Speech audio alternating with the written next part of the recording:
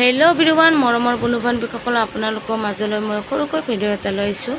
এয়া বাঁহৰ গাজ আপোনালোকে খাই ভাল পায় নে নাপায়? মই খুব ভাল লাগে খাই দালিৰ লগত। আৰু টেঙাও কৰিবলৈ মই পিচ পিচ কৰি আছোঁ। গাঁৱৰ মানুহ এজনী আনি দিছিলে। এয়া গোলকৈ কাটা হৈ গ'ল। তাৰপিছতে চৰিয়া এখনতে গিলাচ লৈ থকিলোঁ। থকি গুড়া হৈ যাব। গুড়া হোৱাৰ পিছত বৈয়ামত ভৰাই ৰ'দত দিম। ৰ'দত দি অলপ টেঙা হ'ব। টেঙা হোৱাৰ পিছত মাছৰ লগত জোল খাম আৰু পিঠাগুড়ি খাম। খুব টেষ্টি লাগে খাই। এয়া গুড়া কৰিলোঁ। গুড়া হৈ বৈয়ামত ভৰালোঁ। ভৰাই থৈ তাৰপিছতে মোক ঘৰৰ পৰা আৰু ভাত টিফিন পঠালে দুপৰীয়া সাজৰ।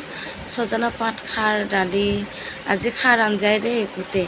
তাৰপিছতে আৰু এয়া মাহৰ দালি, হাঁহ মাংস। মানুহজনে আজি হাঁহ মাংস, মাহৰ দালি খাম বুলি ক'লে, আনিলে, বনালে মাহৰ দালি, হাঁহ মাংস। এয়া খুব ভাল লাগে খাই। আৰু ছজনা পাত, দালি।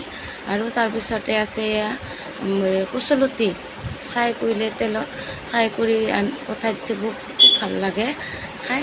আজি মানে খাৰ আঞ্জা আৰু কচুলতি ফ্ৰাই খালোঁ। বহুত টেষ্টি লাগিব খাই। এতিয়া খাবলৈ বহিলোঁ মই ভাত।